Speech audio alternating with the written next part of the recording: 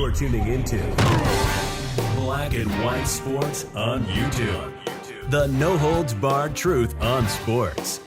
The main event starts now. Well, guys, a little over a week ago, Anthony Joshua, the former heavyweight champion of the world, knocked out Jake Paul. Jake Paul, he sent him to the hospital with a broken jaw in like 2 or 3 places. And now, like a week later, folks, Anthony Joshua almost died a few days ago. He was in Nigeria and there was a car crash. I believe they were actually driving over the speed limit over there or something like that. But 2 people close to Anthony Joshua lost their lives. They died. By some kind of miracle, folks, Anthony Joshua is alive. There's actually video footage, folks, of Anthony Joshua being taken out of the vehicle. And I guess, in that area of Nigeria, I guess they don't have an ambulance or anything like that. It looks like people were just taking him out or something like that. We also have a clip, guys, we're going to watch of, I think this is a man in Nigeria talking about Nigeria when it comes to like EMS or whatever. It don't really exist there, I guess. Yeah. Probably not a place you actually want to live in, folks. But, man, I don't know how he survived this, folks, because the car crash, that car is unrecognizable, folks. Now, Anthony Joshua was in the back seat. Okay. Maybe that saved his life, but I believe the person next to him died. So let's go ahead and get into this, guys, because I don't know how in the world he actually survived this, folks. Let's get into it. Right over here on New York Post. Anthony Joshua injured in car crash that kills 2 in Nigeria a week after Jake Paul fight.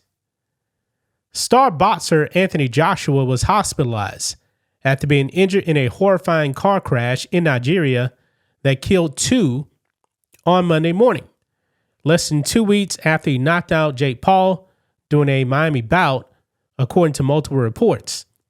Joshua, 36, was traveling in the back of a vehicle that had a tire bust while on a highway, and the driver of the car lost control as a result before crashing into a stationary vehicle.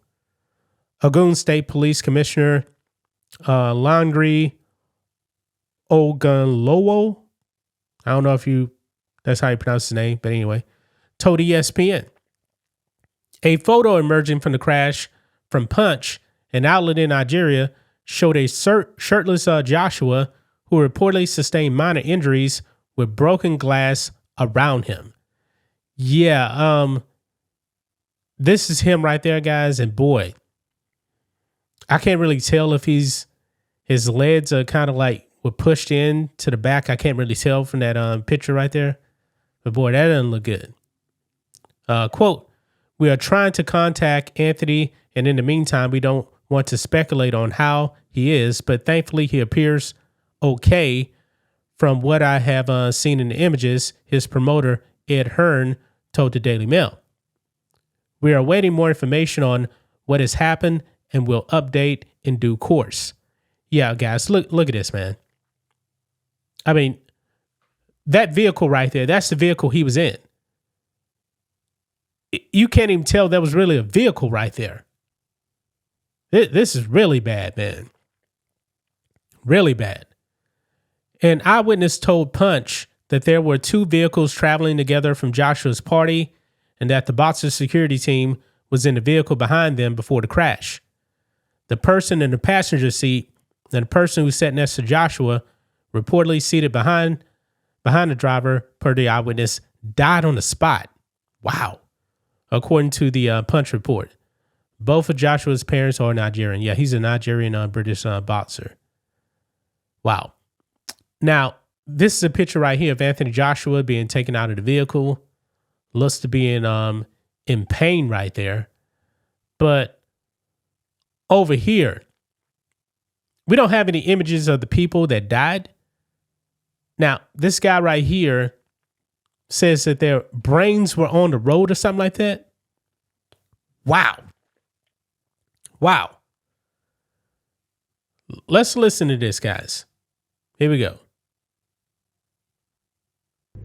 Anthony Joshua's accident in Lagos, Nigeria should act as a reminder for Africans in the diaspora to stop fantasizing about Africa. What you saw in that video where you had an accident, people got brains crushed out, they're lying on the road, and there is brains crushed out. That's the first time I heard this one, guys. Brains crushed out. No paramedics, no emergency support. That is the reality of what most people have to live by. Majority of Africa is like that.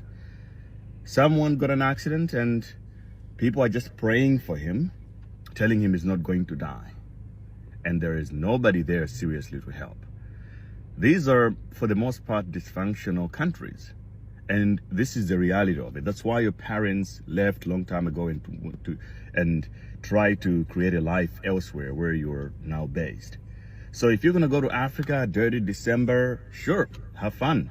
But just to remember, if something goes wrong, you're on your own, there is no support, and you would easily imagine if Anthony Joshua had only 30 minutes to leave, that if he didn't get support within 30 minutes, he would lose his life. Well, would probably lose him by now, because you saw in that video there was nothing. It's just the guy's traumatized and people just got cell phones outside in his face and just screaming and making all these making a lot of noise. It's crazy. So when you make all this money that you're making, and you have all these fantasies about the motherland and Africa and so on, man, look, you don't have to do it. Go elsewhere. Go to Dubai, bro. Go somewhere else where you'll be safe, you'll be taken care of, and if something goes wrong, there's actually systems at work to protect you and to help you. I know the fantasies are so big, so real in a lot of people's heads, and I like going to Africa myself. I love it. But don't go with these fantasies that a lot of people have. It's just not realistic. And when Trump comes out and say, oh, these are all shithole countries, that is true. Even though a lot of Africans don't like to hear this and they hate him for it, that video is proof. In what functional society you would have that kind of scenario happens? So stop fantasizing and get real. If you're going to go to dirty December, just remember, you are on your own. Wow. I didn't see that whole clip before I started recording, guys. But he's saying, yeah, Trump is right about some of these countries right there. But man, Anthony Joshua survived this, folks. I don't know how he survived it, but he did. I mean, this happened like, a week and a half after he knocked out Jake Paul. He almost died. How did he survive? I have no idea, considering, the other people, according to this guy, basically got their brains splattered everywhere. Unreal, man. Absolutely unreal. But that's just my thoughts on this. What do you guys think of this? Black and white sports fans, let us know what you think about all this in the comments. Make sure to subscribe to the channel, and we'll catch you next time. Thanks for watching the show. Be sure to like, comment, and subscribe.